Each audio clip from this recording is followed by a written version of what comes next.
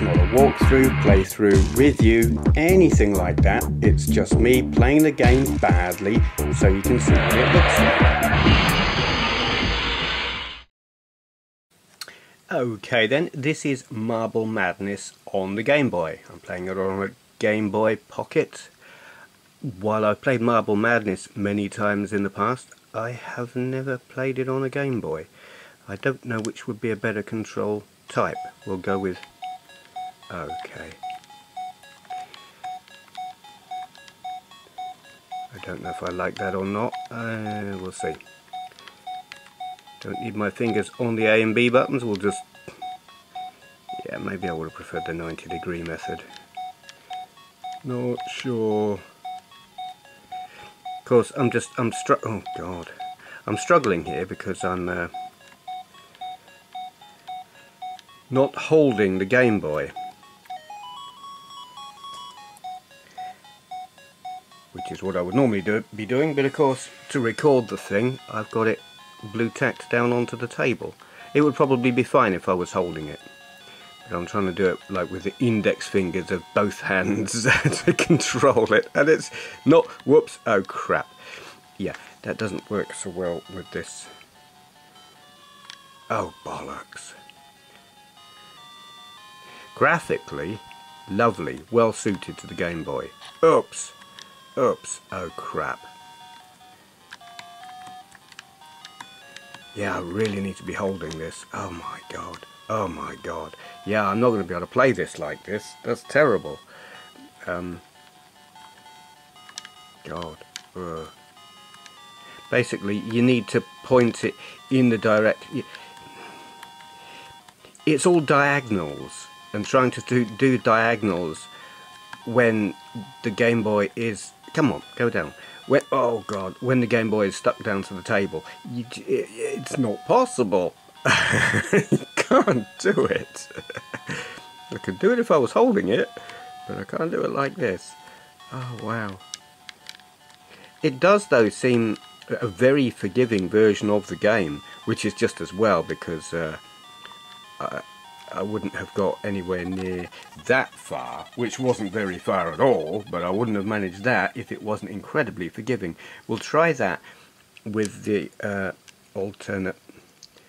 we'll try it with 90-degree, please. B button for 90-degree. Okay. Let's see how we get on with that. Oh yeah, now I can work with this. I can work with this very nicely.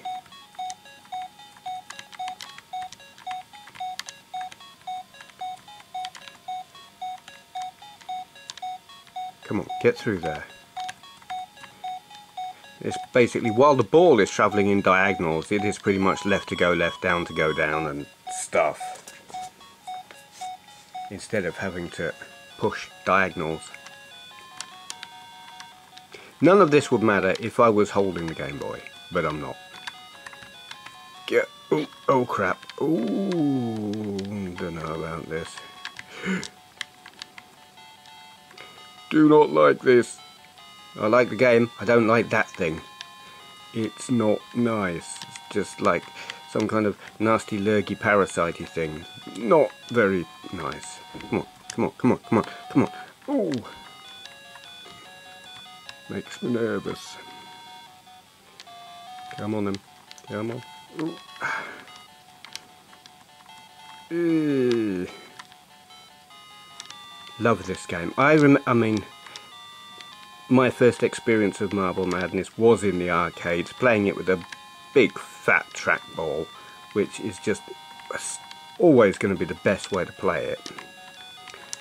It's never really suited to a D-pad. No console version or even MAME, nothing will do it justice. If you ain't got a trackball, you're not getting the genuine arcade experience, no matter how accurate the graphics might be. But given the hardware that this is running on, oh my, given the hardware it's running on, it's impressive. I like it. If I had this on a Game Boy back in the day. And I didn't have a Game Boy of my own. I bought one for my girlfriend at that time for her birthday. I can't remember which birthday it was. So that was my major experience of playing the Game Boy, was on her Game Boy.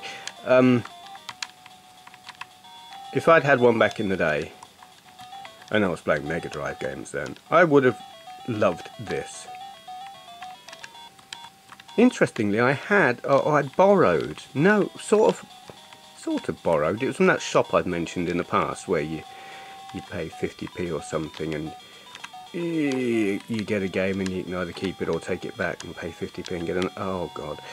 I had Marble Madness on the Mega Drive for a little while and it didn't really grab me. And I'm not sure why. I think it was just because arcade games compared to games that were designed specifically for the Mega Drive seemed a little bit limited. So Marble Madness didn't seem like good value.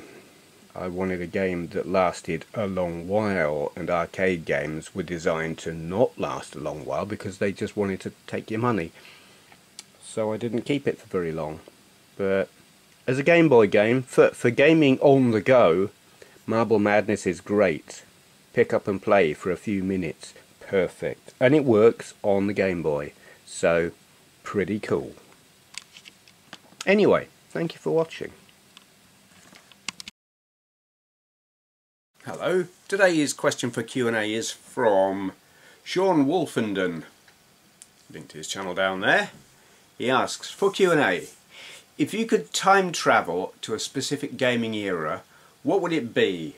I would like to go back to the early 80s when classic arcades were popular, just to visit a local arcade in its original setting. Yeah, it's a tricky one actually, because there are different parts of gaming history that really appealed to me for different reasons. I am in agreement with you. I'm going to give 2, maybe 3 different eras. Why not? Why choose one era when you can choose more? Yes, that arcade era. But a very, very specific part for me. Space Invaders were still in the arcades. You could still find Asteroids, you could still find Speed Freak, stuff like that. There were some really primitive things still around. Gunfight, or whatever it was called, was still around. But you'd still... Colour games were also coming in, but we're talking pre-Super Scaler, pre-Outrun, pre-Street Fighter 2, pre-CPS 1 and CPS 2 boards. You didn't have sprite scaling or anything like that. There was no 3D except maybe on Atari's iRobot. That's probably as advanced as things got. That era. The gaming crash hadn't happened. You could still go into an arcade and it was still jam-packed, and there were new games every other week. New genres were still appearing. You know, a game would come out and you would look at it and go, what the hell is that? I've never seen anything like that. I've never seen a game like that. How do you play it? Where later on, everything was just an evolution of what had gone previously. I mean, granted, Galaxian was just an evolution of Space Invaders, and Galaga was an evolution of Galaxian, and so on and so on, but you were still getting new genres, new concepts that, I mean, platformers, Donkey Kong, you know, that was something new. Pac-Man, you know, you weren't shooting stuff, you were eating things. This was novel, even if being in a maze wasn't completely novel. Yeah, new things were still new and fresh and exciting, and it wasn't just about slow evolution of gaming concepts and graphical and processor hardware. It was different. It was refreshing. You never knew what you were going to get, and I like that, and I miss that. you look at gaming now and you know what you're going to get. You're going to get exactly the same as you've been getting for the past however many couple of decades or something, just a bit better. And that's it. And even the games, it's like, well, this game is like version 5, it's just like version 4 and version 3, but a bit better. So yeah, that era was groundbreaking and it was exciting. Where now it's just, it's fun, but there is no not knowing what's going to happen next. Virtual reality, I think, is probably the only thing that is making me think, I want to see where this goes. We'll see. Other eras though, well, in home gaming, as opposed to the arcades, there are a couple of periods that for me are really special. The early 80s, late 70s, early 80s, Atari 2600, when really, if you were playing video games at home, you were either playing on a Pong machine, or TV game as we called them, or you had an Atari. And that was it. Granted, there were other systems out there, but you didn't have them. They just weren't. They were an irrelevance. If you were super poor, you had Pong. If you were ultra super poor, you didn't even have that, but you know. And if you weren't, if you were somewhat more well off, you had an Atari. It wasn't until 1983 that I got an Atari, because we were pretty poor for quite a long while. But anyway, it was, I mean, Ataris just went on and on and on, even through the gaming crash that really we didn't notice in the UK anyway. Games just got cheaper and shovelware seemed to become the norm. So, you know, there were lots of games, just a lot of them were crap. But for a time, it was just brilliant. And I still think a lot of Atari games, good Atari games, though the technology was less advanced, the games were better than a lot of things that appeared on more advanced hardware. I mean, I'd got my Acorn Electron, and that was my main gaming system for ages, but in all honesty, I had more really playable games on my Atari than I had on my Electron. They might have looked better on the Electron, like screenshots look better, but to actually play, the Atari games were more fun. So yeah, I do, it would be fun to revisit that era. I suppose another era would be for me the end of the 16-bit era and Amiga gaming for me, probably after Commodore had gone bust and the Amiga was still soldiering on. You had Amiga Technologies and Amiga, who the hell owned it? Whatever, you know, it had a couple of owners and I can't even remember who they were, but software was still coming out and some of it was really quite clever, even after some of the major software developers and publishers had like left the Amiga behind. It was still a viable gaming platform and there was still stuff coming out for it that was technologically really quite interesting. I mean, Team 17 did some great stuff on it. And who was it? Was it Acid Software? That's a name that rings a bell. Something like that. Can't remember. There was a lot of stuff that I found pretty meh. There is a developer that comes to mind, and I'm not going to name them because they were quite popular at the time, and it was important that they were doing stuff. I just didn't care for what they were doing. But I liked that era. The magazines were still enthusiastic about it. There was still life. There was life in the Amiga scene long after it had stopped being a developed system, and I enjoyed that scene. I thought it was great. I didn't stop being enthusiastic about the Amiga as a practical, useful piece of hardware until around 2000. I finally succumbed and bought a PC because internet, and the internet was doing things that I couldn't get my Amiga to do effectively. It was Java, basically. I wanted to be able to do Java and Flash, and there was websites that just wouldn't load, and in fact, never mind wouldn't load, they would crash not just crash the browser, they would crash the whole computer, and I'd have to reboot, and that was annoying.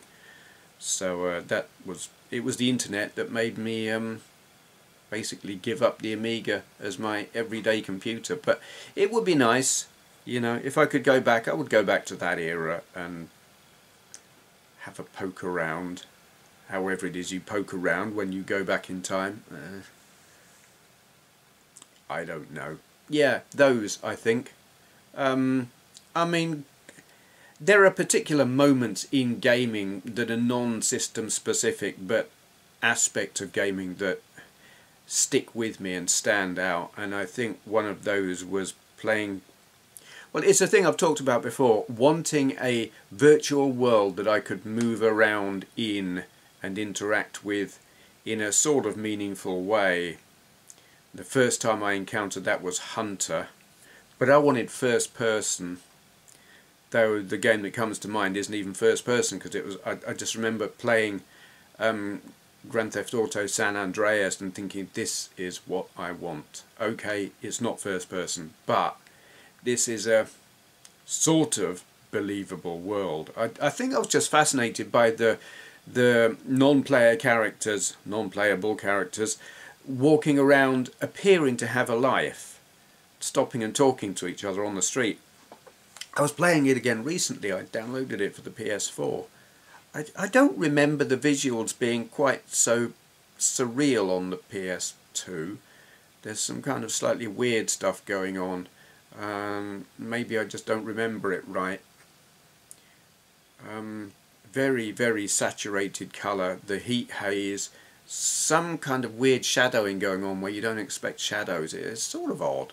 Was it like that back then? I know I've played it on Android systems and it doesn't look like that, so not sure, can't really remember. But whatever, I still...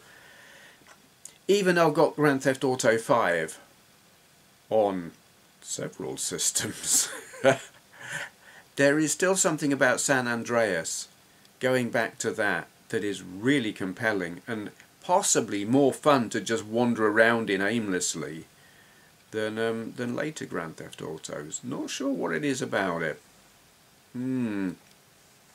Okay, I think that answers that one. So if you've got a question you'd like answering in a video like this, leave a question in the comments below and begin your comment with full Q&A. Thank you for watching. Ah, there you are. Have you finished polishing the silverware like I asked you? Yes? Splendid. Here's 50 pence. Now, go and click the subscribe button like a good peasant.